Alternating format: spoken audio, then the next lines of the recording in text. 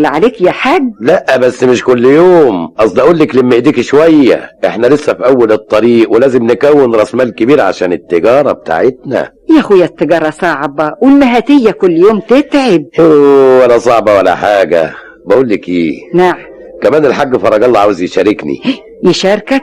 لا لا لا يا حاج، كله الا الشركه. ليه؟ ده عنده دكانه بست باب وتنفعنا. وهي دي مالها بقى؟ رضا صغيره لكن بتاعه الحاج عوض لوحده. طب بقول لك ايه، نأجرها منه. ايوه يا اخويا ان كان كده معلش. او ساعتها كل زباين التربيعه هتحلف باسم الحاج عوض. الحمد لله، فضل ربنا علينا واسع، يا بركه دعاهم يا حاج.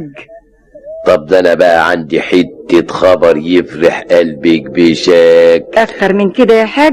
لا يا اخويا، ده كده رضا والحمد لله. داري على شمعتك تقيد يا فتحيه، ده انتم عيال اسمعي بس. الراجل مدير التوزيع بتاع مصنع اسكندريه عاوز يدينا توكيل لمصنعهم في مصر، يعني تجاره جمله.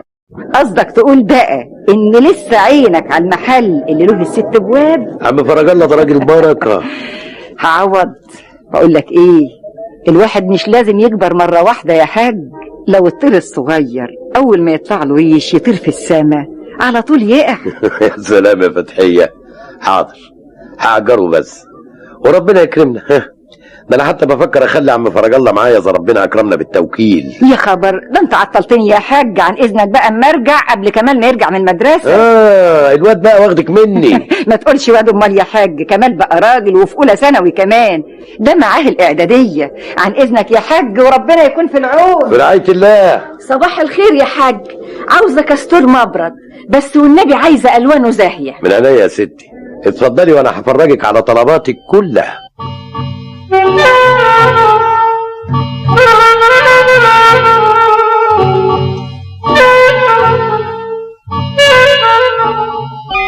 هي دي بداية حكايتي.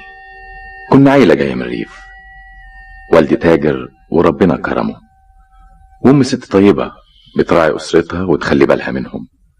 تملي كانت تروح لأبويا بعمود الأكل الدالي علشان أنا وأختي سلوى نخلي بالنا من مذاكرتنا وبس. وكان والدي كل حياته التجارة والبيت.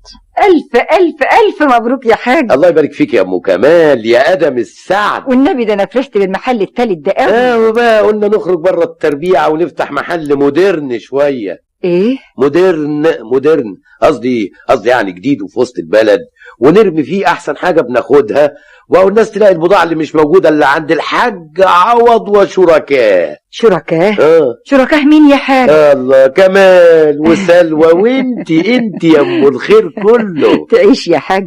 لا يا اخويا، حسك للدنيا، محلات عوض وبس. ايه يا فتحيه، الولاد لازم يكون لها حاجه تسندها في الدنيا. معاهم شهاداتهم؟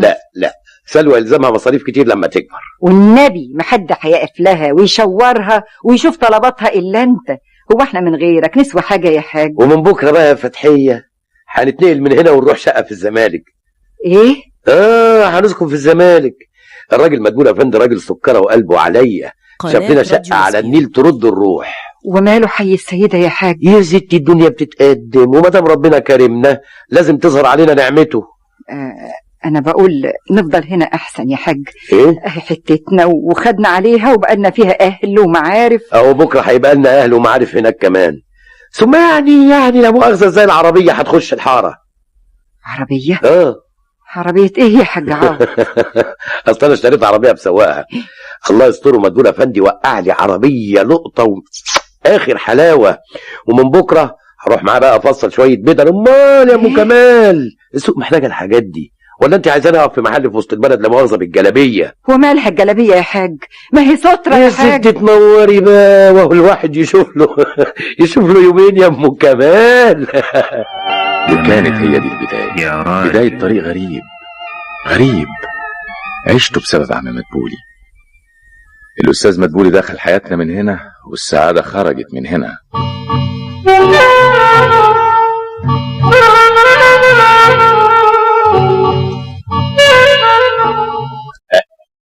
جرى ايه يا عوضي؟ ايه الفخفخه دي كلها؟ عوضي انت مكلمني؟ امال بكلم مين؟ فوق يا راجل، انت دلوقتي في دنيا تانية. طبعا طبعا يا استاذ مدبولي طبعا. شايف الدنيا من حواليك اخر جمال ازاي؟ ناس وضحك وفرفشه ومجتمع راقي اخر قبها. لا وايه، مدير الشركه عامل الحفله دي كلها عشانك. كتر خيره. وكان لازم تجيب المدام معاك، مراتك يا اخي. اصل بقى في الاوساط الراقيه دي لازم كل واحد يجي ومعاه مدامته. طبعا طبعا طبعا.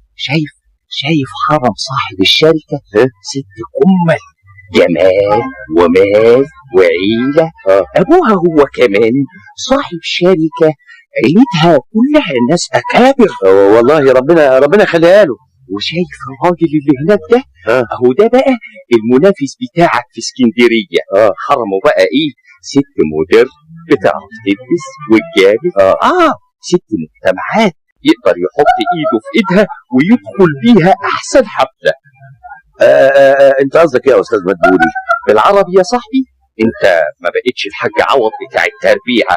طلباتك يا ست، طلباتك يا اخينا. لا، انت النهارده تاجر من التجار الكبار. يا سلام. مكانتك، واديك شايف اكبر الصفقات بتتعمل في حفلات زي دي. انا بس انت لازم جواز من ست مدير حلوه شابه، ست مجتمع. سامعني؟ حاجة كده تشرف. وفكر والدي بكلام الأستاذ مدبولي واقتنع بكلامه.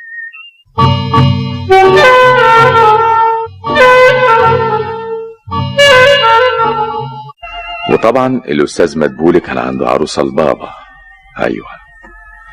أيوة عنده عروسة ست مجتمع والشابة موديرن. اتجوزته. كان أول يوم ليا في حياتي أشوف فيه أمي، الست اللي بتحبنا وتخاف علينا، ووقفت مع والدي في كفاحه. أشوفها بتعيط. ايه الحكاية يا ماما؟ ابوك يا كمال مال؟ جرى ايه؟ جرى حاجة؟ ابوك اتجوز عليا ومش هيرجع البيت هنا تاني. اتجوز؟ ايوه اتجوز يا ابني، اتجوز واحدة ست مش من توبه، واحنا لنا رب اسمه الكريم. طيب والمدارس والمصروف؟ لا يا كمال، لا يا ابني، انت وسلوى لازم تفضلوا في المدرسة، لازم خالكم يشوف له صرفة. انا ماليش دعوة بيها. ازاي؟ هما مش ولادك؟ لا ولادي مش ولاد، انا ما حدش اللي عندي حاجة. هي عندها شقتها وعفشها وكل حي منا يروح لحاله. بالعربي يا سطوحي، اختك ما بقتش تناسبني، مقامي ومركزي بين التجار ما يسمحش لوجودها معايا. تقدر تقول لي ازاي هاخدها معايا بيوت الناس الاكابر؟ تتكلم معاهم بانهي لغه؟ تلبس ايه؟ تعمل ايه؟ ايوه، لكن هي هتاخد حقها هي واولادها غصب عنك. نعم، ده بعدكم. اولا اذا راحت المحكمه هتنضم لاولاد وهحرمها منهم، وكمان اطمنوا انا كاتب كل املاكي باسم مراتي الجديده.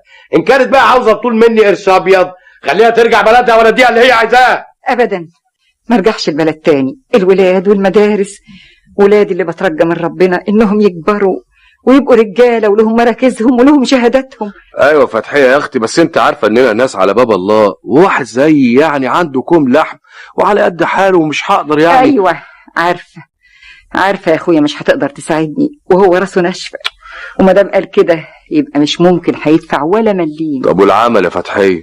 ايوه العمل، لازم نشتغل وناكل وربنا المعين.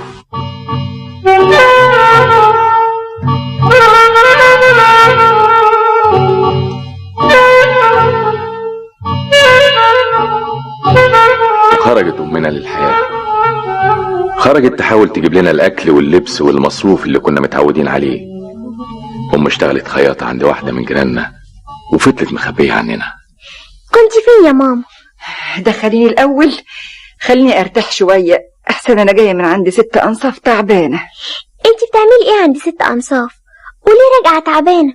مش سكة يا بنتي، أصلي جيت من هناك لغاية هنا مشي. ان كنت تعبانة استريحي وبلاش تخرجي تاني. يا خبر، هو أنا كنت أقدر يا بنتي؟ طب دي كانت 6 أنصاف تزعل مني قوي. أنا عايزة أكلمك. وأنا كمان عاوزة أكلمك يا كمال. من يوم يا ابني ما عزلنا ورجعنا هنا وانت شايف بنفسك شايف وعارف وفاهم، وعلشان كده انا هشتغل علشان اساعدك. وتسيب المدرسة يا ابني؟ لا لا، اوعدك اني هشتغل واذاكر وانجح. انا عارف راجل طيب صاحب ورشة ميكانيكا. ايه رأيك ياما لو ابنك طلع ميكانيكي؟ قصدي الشغل مش عيب يا كمال، ربنا يوفقك يا ابني. عوض. ها؟ عوض، انت ما بتردش عليا ليه؟ انت مش سامعني ولا ايه؟ هو انا اقدر الاحظ؟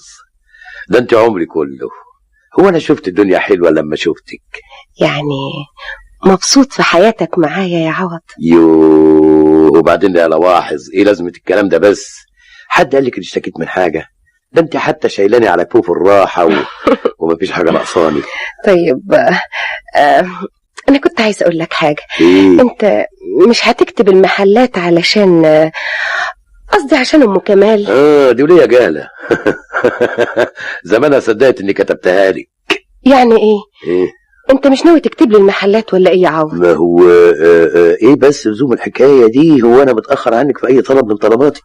يبقى انت ما بتحبني. انا كلام ايه ده؟ الله، ده انا بعت الدنيا كلها عشاني. هي كلمه، اذا كنت بتحبني صحيح لازم توفي بوعدك. ما هو ايوه، بس لكن عوض اخصى عليك يا عوض. هو انا برضو مش مراتك؟ ما هو بس يعني انا عندي ولاد. وهو علشان كده يا عوض انا برضك عايزك تكتب لي المحلات احسن. طيب. الله مالك انا واحد؟ اوعى كده يا عوض. ايه؟ انا خلاص عرفت انك مش بتحبني، وانا كمان مش هحبك. لا لا لا لا لا، كله الا كده. الله، هو انا اقدر اعيش من غير رضاك يا لواحظ؟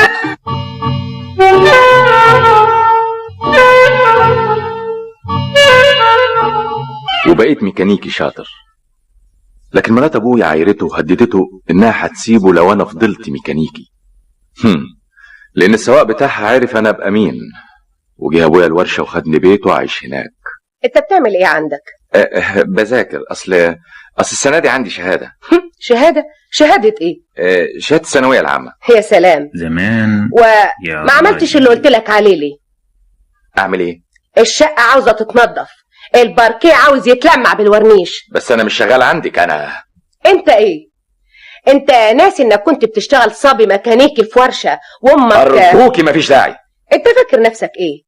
انت هنا علشان تخدمني وتخدم البيت ده اللي انت قاعد فيه. عندك شغاله خليها تعمل شغل البيت. الشغاله علشان طلباتي انا وبس. وعلى كل حال لما يجي ابوك انا هعرف اخليه يربيك كويس.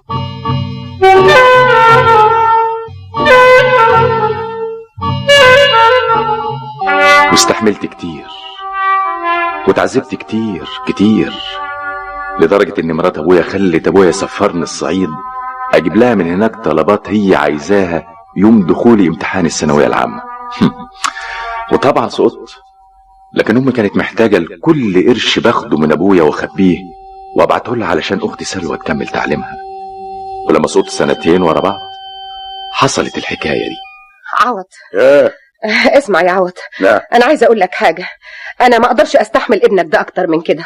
خلاص انا ما بقتش طايقه اشوف وشه. ليه بس يا لواحظ؟ هي كلمه، سامعني ولا لا؟ ما هو انت عارفه انه لو ساب البيت هيرجع تاني لورشه الميكانيكا. وانا مالي، ان شاء الله يروح مطرح ما يروح. إيه يا لواحظ، مش انت اللي عيطت عليه وقلت ان المنافسين بتوعي لو عرفوا الحكايه دي سمعتي في السوق هتبقى على كل لسان؟ ده ولد صايع مش فالح في المدارس. انا ما اسمحش لاي حد انه يتكلم معايا بالطريقه دي.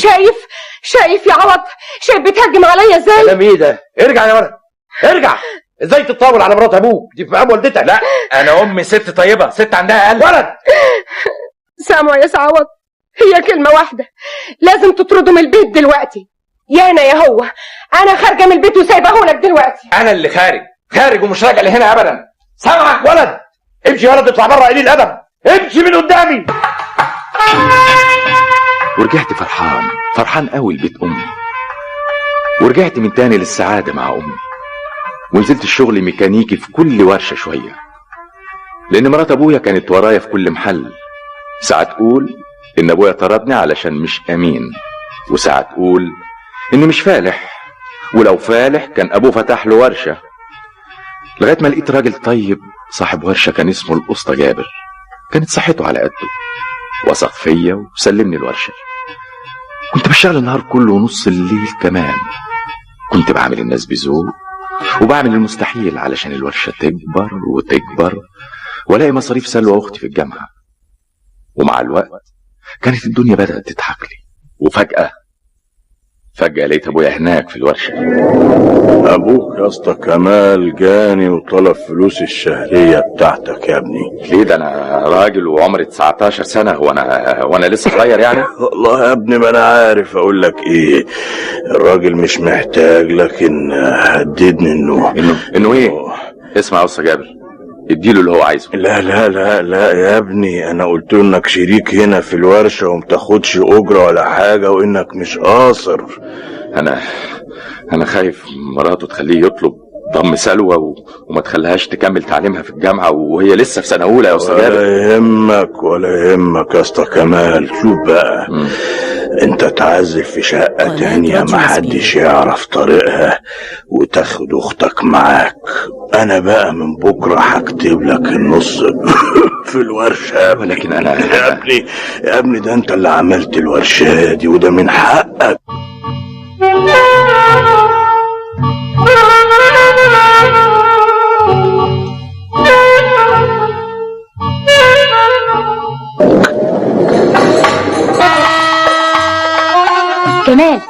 كمال انت رايح فين؟ رايح الورشة. عاوز حاجة يا سلوى؟ عايزة فلوس؟ فلوس ايه؟ هو انا كل ما اكلمك تقول لي عايزه فلوس؟ طب يا ست معلش حقك عليا. انا اصلا عايز اشوفك مش محتاجة حاجة ابدا. انا رايحه الجامعه وانت معاك عربيه وانا بتيجي توصلها. الله عاوزة تتمنظري قدام اصحابك يعني؟ انا ليه يعني؟ لا يا اخوي، انا بقول لكل الناس على الحقيقه. نعم. شوف يا سيدي، انا طالبه في السنه النهائيه في كليه العلوم. عقليتي عمليه وفاهمه الحياه، ويشرفني جدا انهم يعرفوا كل حاجه عني وعن اخويا اللي كافح واشتغل بايديه عشان اتعلم. ايوه ما تكبرهاش بقى في دماغي كده. جاي بسرعه يلا علشان ايه الحق ارجع العربيه الورشه. يلا اركبي بسرعه امال يلا.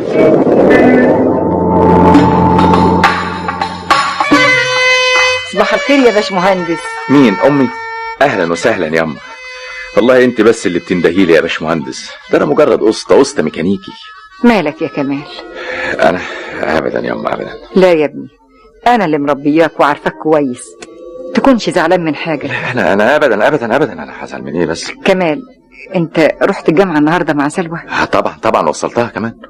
ايوه، وعزت عليك نفسك انك ما دخلتش الجامعه. مين قال كده بس يا اما؟ مين قال كده؟ كمال اسمع يا ابني، انت دلوقتي كبرت وربنا حقق على ايديك كل اللي احنا عايزينه يا ابني. اسمع يا كمال، أيوة. انت لازم تدخل الجامعه. هدخل الجامعه؟ ياه، ده حلم كبير قوي، مش ممكن اقدر احققه يا اما. ده انا خلاص بقيت ميكانيكي وبس. لا، انت لازم تذاكر من تاني وتكافح لغايه ما تخلص الجامعه. كمال، اذا ما دخلتش الجامعه انا هزعل منك. لا، هو انا اقدر ازعلك يا اما؟ ده انا تحت امرك.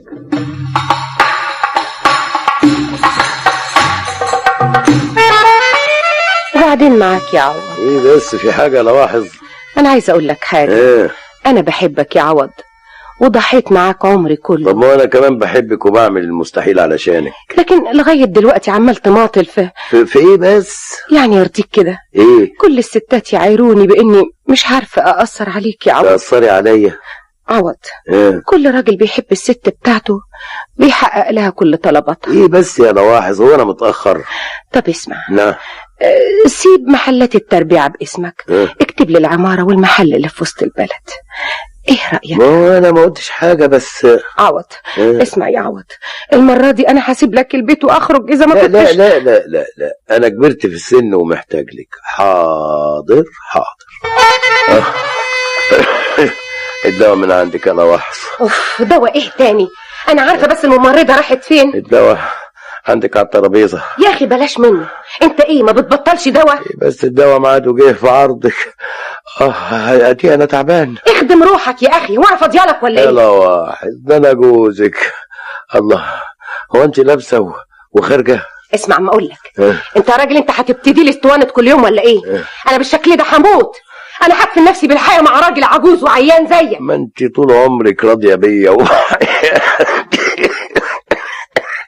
ليه دلوقتي مش عايزه تصبري على عيايا؟ يا اخي انا عايزه اعيش، عايزه اعوض الايام اللي راحت مني هدر. وما قلتليش ليه كده قبل النار؟ انت هتحاسبني طبعا، عشان خدتي شقايه قعدتي تضحكي عليا لغايه ما خليتيني كتبتلك كل اللي حلتي. هو انا كنت ضربتك على ايدك ولا ايه؟ ثم اسمع، انا دفعت ثمنه من عمري، انت اللي عامل لي البيت مستشفى متحركه. اتفضل سيب البيت وروح مستشفى. اسيب بيتي ازاي؟ بيتك مين يا حاج؟ ده بيتي انا اللي صابره عليك، لكن من دلوقتي انت مالكش فيه قعاد، فاهم؟ لواحظ يا رجل اسمعوا، انا عايزه ارجع من الحفله ملقاش الراجل ده هنا، سامعين؟ منك لله.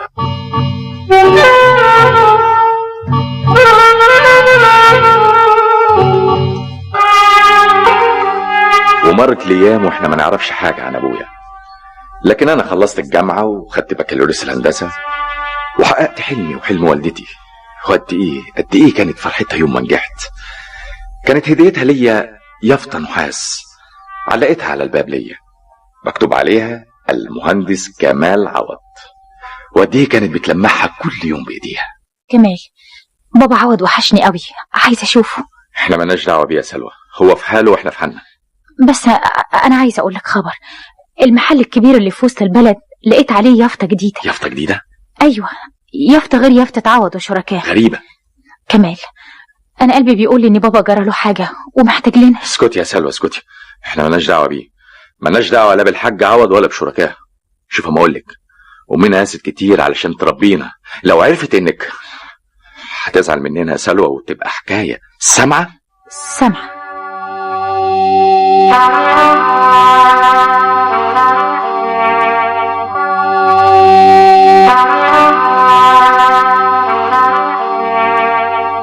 صباح الخير يا ابني. صباح الخير. انت ما تعرفنيش، انا كنت بشتغل عند والدك. نعم افندم. انا اسمي فرج الله. والدك يا ابني ماله؟ تعبان يا ابني. الست مرات ابوك الله يسامحها بقى باعت المحلات كلها وخدت تمنها وطردته من البيت وسابته عيان قوي يا ابني. ابويا على العموم هو كان عايز كده. ايوه بس يا ابني ده ابوك مهما كان، والراجل معدنه طيب، لكن ولاد الحلال هم اللي اتلموا عليه وغيروه. يا عم الحاج احنا في حالنا وهو في حاله. اسمع يا ابني، انت طول عمرك اصيل وطول عمرك طيب، وانا سألت عليك قبل ما اجي هنا، الناس قالوا لي عنك انك حنين. ابوك يا ابني عندنا في التربية وعيان ومحتاج لرعايتك.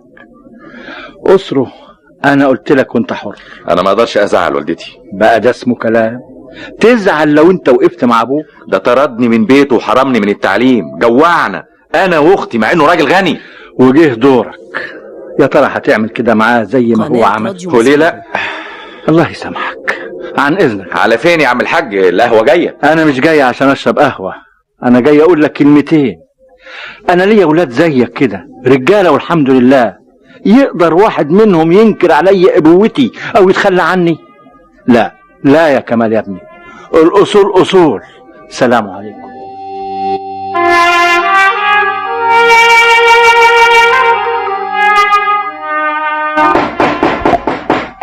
ايوه يا سلام عليك يا سلوى، انا جايه اهو يا بنتي. اصبري شويه يا بنتي، انا بقيت عجوزه مش زي زمان. مين؟ عوض؟ نعم. اتفضل يا بابا، اتفضل، البيت بيتك. بابا جاي يعيش معانا على طول يا نينا. استني يا ماما عندك، انت رايحه فين؟ يا ماما الزرعه الحلوه في بلدكم مش هي اللي الناس كلها بتستفيد منها؟ ماما، بابا هياخد اوضتي وانا هقعد مع كمال. فتحيه قلت ايه؟ واقف على الباب ليه يا حاج عوض؟ البيت بيتك. فتحيه انا